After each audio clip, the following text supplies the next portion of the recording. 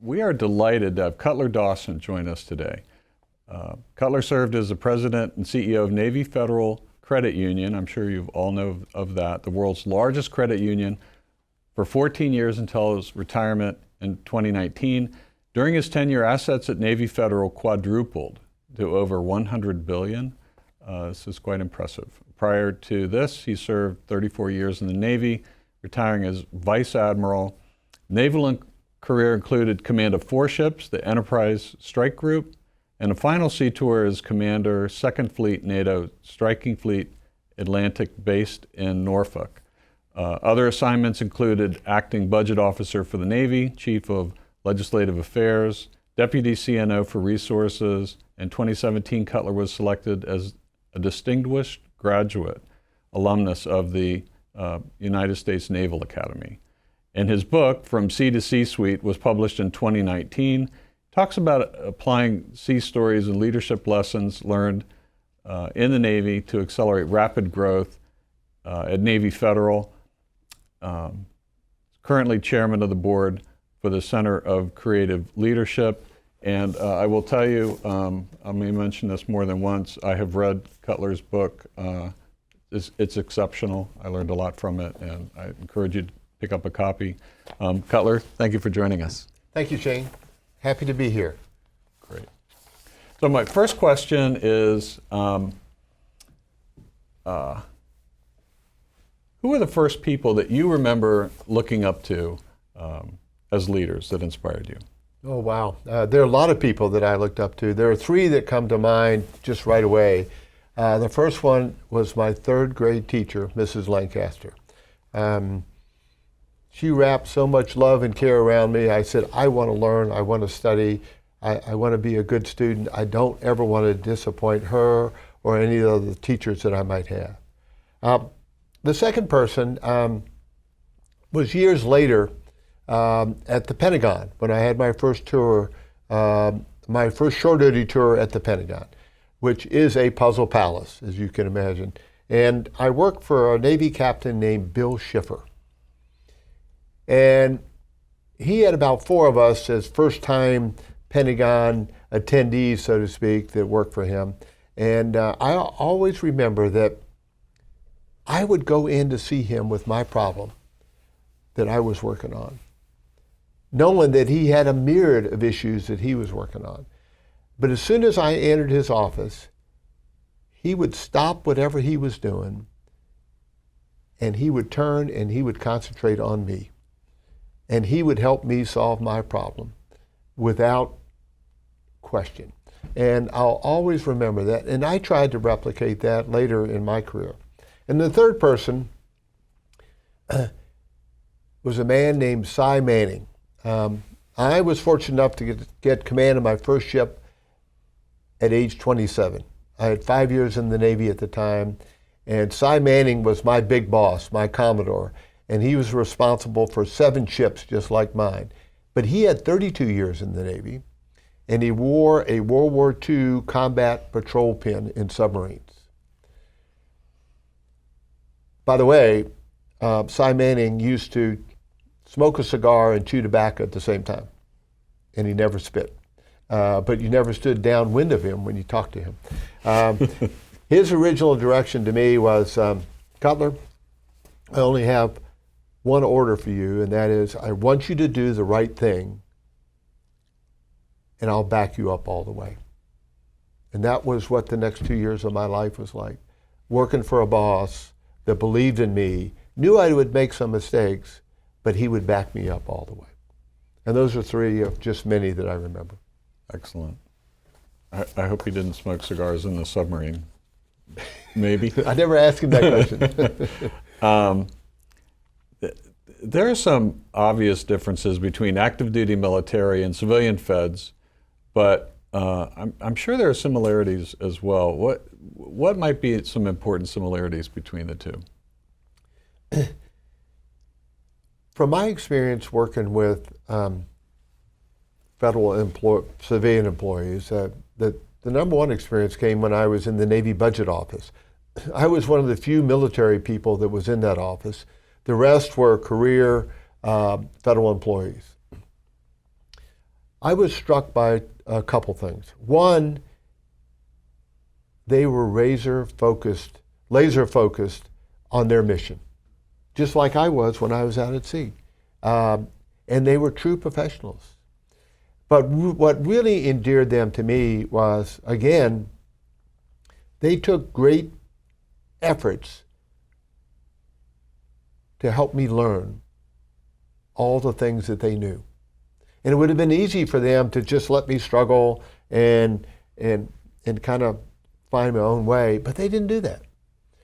At every turn, they supported me, they made me look better, they helped me, and I will always remember that. And I think of that for all federal employees. And by the way, I used to consider Washington, D.C. as my most challenging and difficult duty station.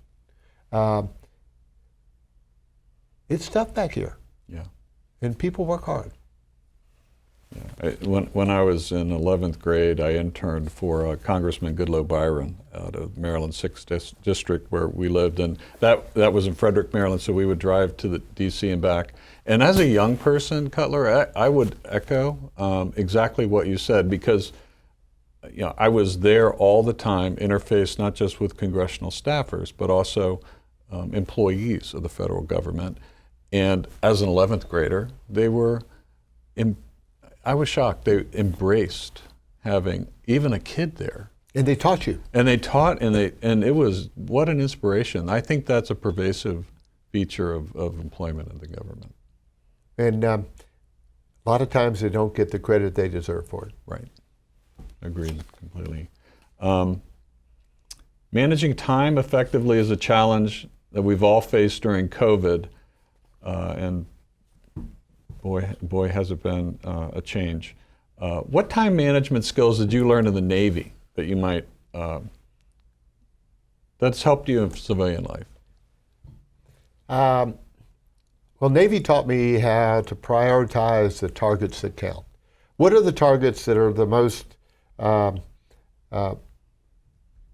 difficult and the ones that you have to knock out right away? And you go after those first, because there's a lot of other little targets that you could knock them out, but it really doesn't matter. So you focus on the target that count. And then personally, I think it's best that you do what you have to do and you let other folks do what they have to do. And don't take on their task. Let them do their task. And then that frees you up to look at the big picture, look at the tasks that are assigned to you. And then lastly, I think it's very important, just like Bill Schiffer, you should be willing and able to help other people with their work and never hesitate to give them a helping hand. That doesn't mean take on their work. That means give them a helping hand and guidance and help them through whatever they're doing. But you have to manage your time or you'll just get washed away, and sometimes things are not significant and you don't want to do that. Right, agree completely. I know a lot of growth in Navy Federal. WAEPA is growing as well, and we have to be careful that as we grow, if you're a leader and you're advancing, that exactly as you said, you must learn what to give away and give those jobs and responsibilities to others, give them the authority to work with it, and back them if they have trouble, support them if they need it. But if you don't do that, then what have you gained? You've just got a larger organization and everybody's running around. But that also makes me think about something that's very important to me, and that is that you have to go get out and about and go to the deck plates. And you have to see what the folks in your organization are doing. When I got to Navy Federal, I started thinking about what's my first big task? And I decided it was to prove to the employees at Navy Federal, and at the time there were about 5,000, that I cared about them. I was this strange admiral that kind of parachuted into their world, and what was he like? So I spent a lot of time just wandering around the headquarters, and I'd go and sit by someone's desk, and I'd say, "Hey, I'm Cutler. Tell me what you do, and tell me what I can do to make your job more meaningful." And then I'd go out and visit branches. And when I did visit a branch, I would make sure that I talked to every single employee in that branch one-on-one, even if it was just for a few seconds, but that they had some connect time with me. And that really worked for me. And then all of a sudden, the magic appears, and your folks say, "Boy, he really cares about you. He really cares about his people." And then they do extraordinary people for him, extraordinary things for you. I used to say in the Navy that a crew can tell whether their captain has their best interest at heart. And if they believe that, they will do extraordinary things. But if they think their captain is just out to better their own career or feather their own nest, yeah, they'll do what's necessary, but not much more than that. So I encourage people to get out onto the deck plates, learn what your people are doing, see what your people are doing, and see how you can help them. And in today's world that we're in right now, this is a challenge. And all of us have to figure out a way, either virtually or otherwise, to get to the deck plates. Right. Yeah, it is definitely a challenge. And I noticed, you come from a world where service is driving much of somebody's career choice and what they're doing for a living. Being in the military, and then the credit union is different than a commercial bank. We're in the nonprofit world, and then civilian feds. There's a common theme there: is service, service to others. And I love what you said, because we as leaders need to encourage that, and we need to get out of the way, and we need to make sure that they can feel and grow that commitment to service, because this is one of the reasons they're in these kinds of jobs. That's right. And we need, when I was at Navy Federal, I tried to encourage my folks, and they did a wonderful job at this, at looking at the things through the eyes of our members. What do they need? It's not what we want to do for them, it's what we need to do for them because of what they need. Right. Another question. A lot of people have gotten used to working at home. I'm not sure I agree with that premise. I'm working from home a lot, and I'm not sure I've gotten used to it, but my dog sure has. And few people miss sitting in rush hour, of course. Do you think people need to be physically present in an office to be effective? I think in some cases they do. And I don't know what the new normal is going to be, but I'll tell you this. I used to say, I think this applies today.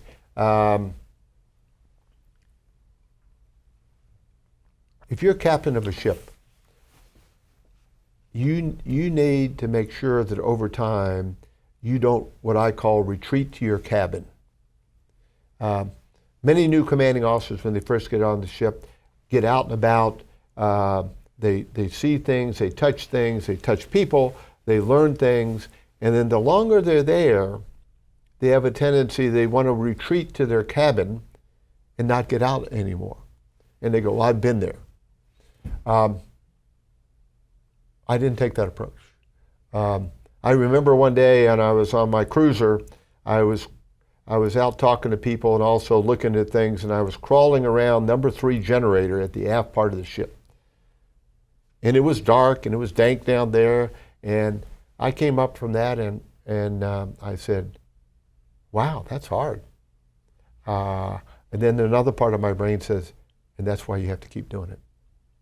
You have to stay connected. And the challenge in today's world, and I don't know what to tell people, is how can you have that connection? Because you've got to have it. Yeah. It's funny, this is just an observation. Going back to the office, I'm going back more and more, but when I go back and I see people that I've been Zooming with, and connecting with on the phone for a long time now. Right? March of 2020. We're a year and a half plus into this, and I haven't seen them in a long time. We spend a lot of time just talking about life in the little things, and it's interesting because people do need to feel that. They need to feel part of the organization. Right. And if you're a leader, how do you keep that connection in whatever environment you're in? Right. And also, for me, personally, I get Zoom fatigue. My butt starts getting anxious, and I need to get out. I would get sitting behind my desk fatigue at Navy Federal, and that's when I'd go out and start talking to people. We all have to figure out a way to do that in today's world. Yeah. What do you think is the most important skill to build in order to have a successful and fulfilling career? And this can be as a civilian Fed, it can be as a Navy, armed forces, it can be generally the most important skill? I think there are two. One, whatever job you're into, you need to learn as much about that as you can. And if it's possible, you should become the subject matter expert in whatever you're assigned to do.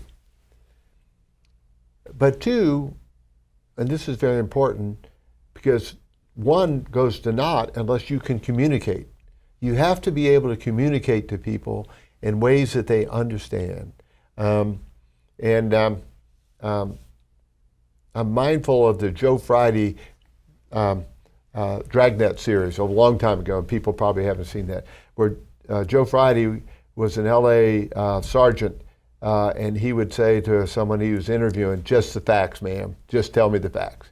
And so I've never handled well stream of consciousness emails. You got to tell me what you want. Tell me how you're going to solve it. And that's all I need to know. So that's part of communications. I'll tell you a funny little communication story, though. I firmly believe that all of us have to have our elevator speech. And what do I mean by that? Well, when I was CEO of Navy Federal, I was out and about one day, and I went to get in the elevator, and one of our young executives named Raleigh Phillips glided in the elevator with me.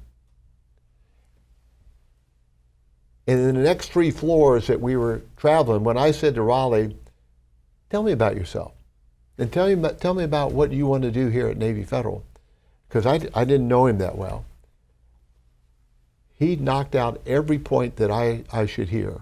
He had thought about that, I think, ahead of time, that if he had the chance, he was going to present it. He was top of mind with me from there on out, and everyone needs to have that elevator speech when someone gives them the opportunity to tell them about themselves. Right. And you never know when that might happen. You never know. Yeah. So what would be your top tips for federal employees right now? Well, one would be a lesson that I learned at the Naval Academy many years ago. And that is that there's only 4 acceptable answers to any question. I want to hear this one.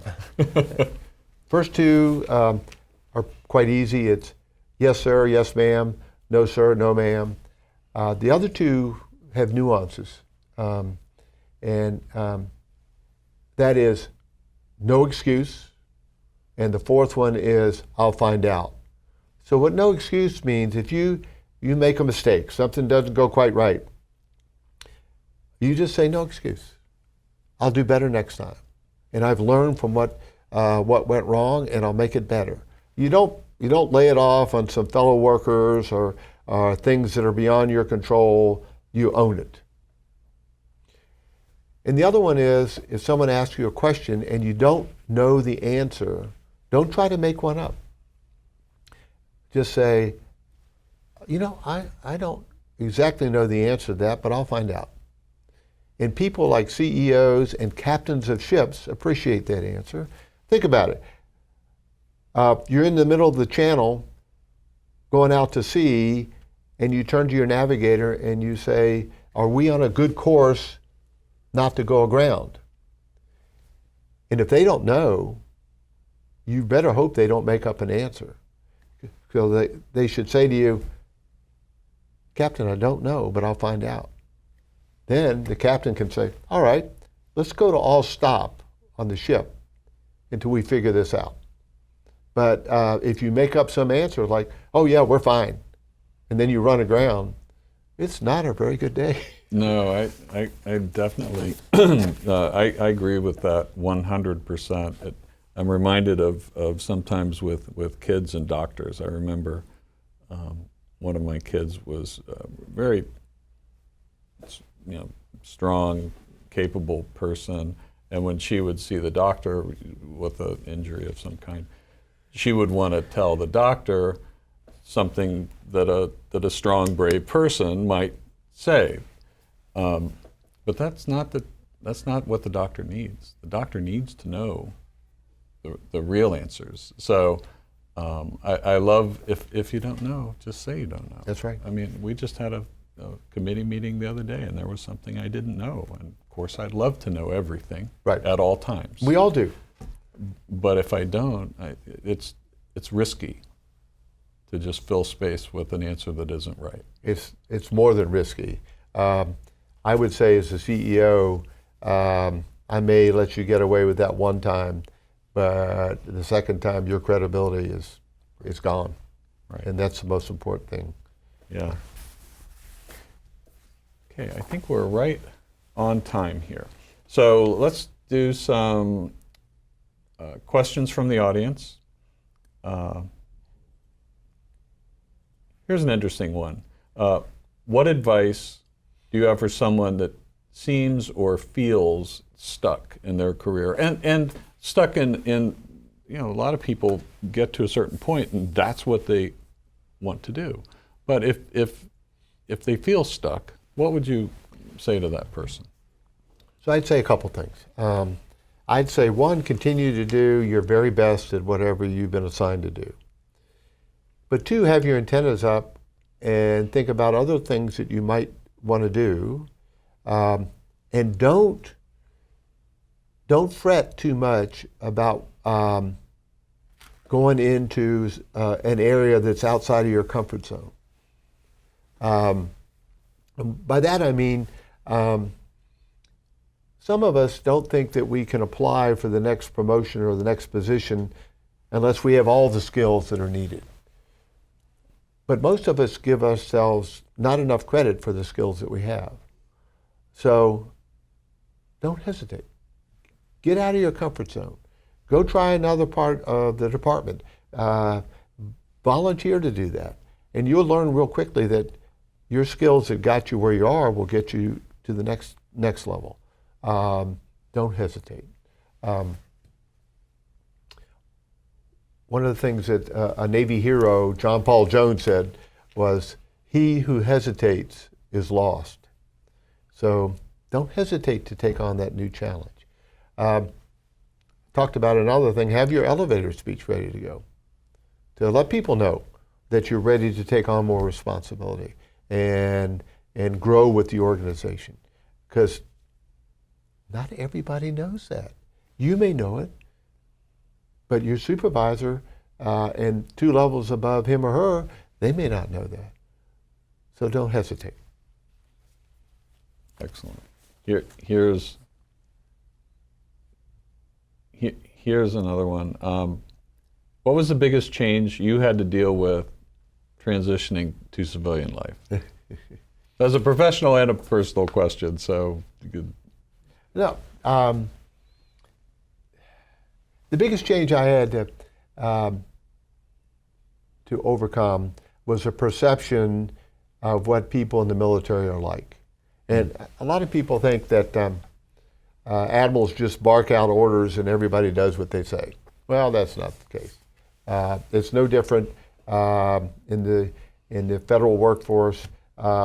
You have to explain yourself and you have to lead people. So at Navy Federal, I mentioned this, I set out to prove to the people at Navy Federal that I cared about them. I can't tell you how many branch visits I made. And I'd always learn something in the branch visit that I could take back to make the organization better. But then I also touched a lot of people, which made the organization better.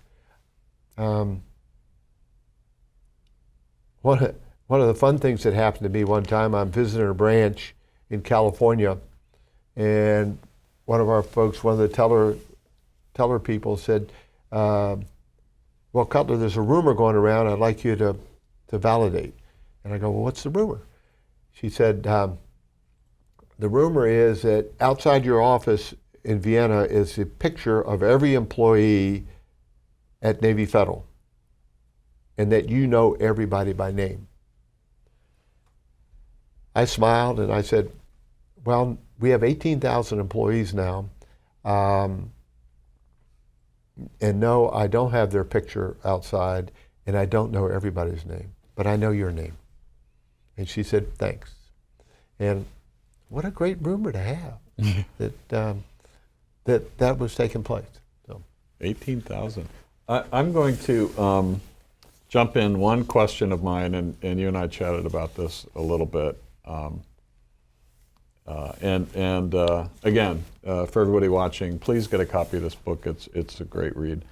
I love this quote and wanted to just get your brief take on it. I'm not a reckless risk taker, but I am a big risk evaluator. I look closely at the risk versus rewards, and if the rewards outweigh the risk, even ever so slightly, I grab them. So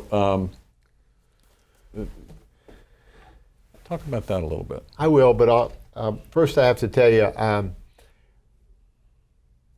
I think that naval aviators, and I'm not a naval aviator, I'm a surface guy, are some of the best risk evaluators in the world. Think about it. They have a target they have to go after. They have to fly off an aircraft carrier. They have to get there. They have to do their job, and they have to get back safely. They do a tremendous job of risk evaluation. And by the way, I wrote the book for naval aviators because it's a little book with big print and it has pictures. I'm teasing naval aviators there. But about John Paul Jones also said, he who does not risk cannot win.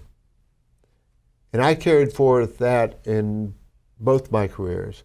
How many times have you worked for someone that was just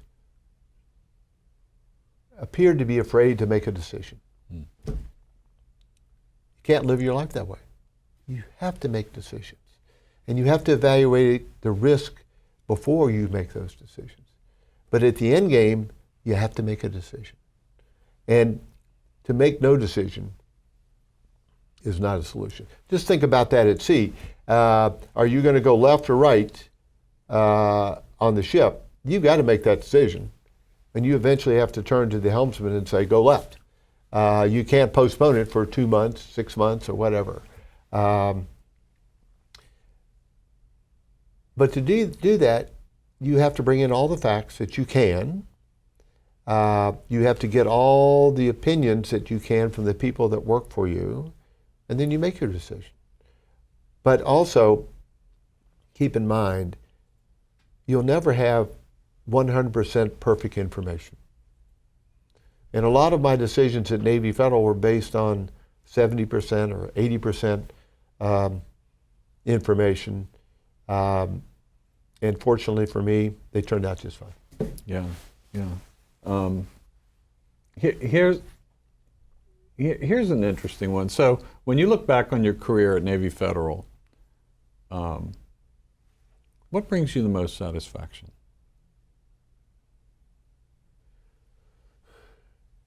There's two things.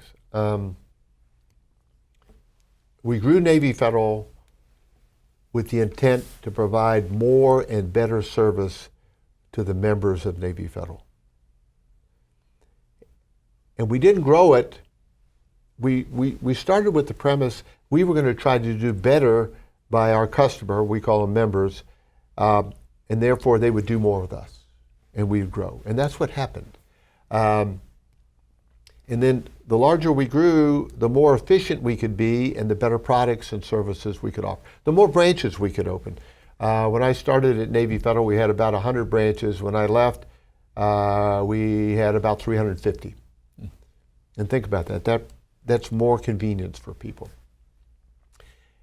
And you know, Shane, another thing that made me happy, by the way, was that we provided a good place for a lot more people to work.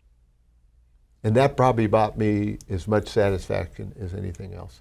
A place where people could go to work, can be proud of the work that they're doing, and proud to say, I'm an employee of Navy Federal. It doesn't get any better than that for me. And that applies to federal service too. You want your organization to be able to say, I am proud to work here. I am proud to work in the Navy Budget Office. And they do tremendous things as a result. Yeah, one thing occasionally I'll say to folks at WAEPA is, you know, we're making a decision. It's a hard decision. It's the right decision, and you need to go home and look yourself in the mirror and feel really good about what you do all day and the decisions that you made. Doesn't mean you won't make a mistake, but at the end of the day, we're all humans, and we have to do the right thing, and I think that makes a difference. I truly love what you said earlier today about your decision and your organization during COVID, that you would continue to do the right thing by your membership, and that you wouldn't cut back on your services or your coverage, that you would stand by them. And I think that's what you're talking about. And you lived it, and you did it. And I felt good about it just listening to you talking about it. So we're closing in on time, and thank you for that. What are your top tips for federal employees right now? So I have a couple. One, in today's environment, keep your sense of humor. And also, two, keep exercise and take care of yourself. You'll feel better, you'll work better, you'll be happier. And three, we just touched on this. Don't be afraid to make a decision. Do the best you can. Do the right thing. And then stand by it. And you'll feel better about that too. And then lastly, this is an advice I give to everybody, including myself. I found with myself that the longer I was in a position, when I first got to a position, I would get out and about and listen and learn so that I could lead. Then the longer I was at Navy Federal, I had a tendency, I wanted to pass on my wisdom to my employees. But then I caught myself that when I'm talking, I'm not learning anything. So I would try to catch myself and strike a balance between teaching and learning. And I think that works for everybody wherever they are. Excellent. Okay, so I think that's the time that we have. And Cutler, thank you very much. Thank you, Shane. It's been a pleasure. Thank you. Absolute pleasure. There will be a link sent to everybody who's participating to download Cutler's book, From the C to the C-Suite. Mentioned it a couple times. Make sure, please, that you download this book. Take a read. It's worth every second. Cutler, thank you so much for being here. Really appreciate it. Thank you.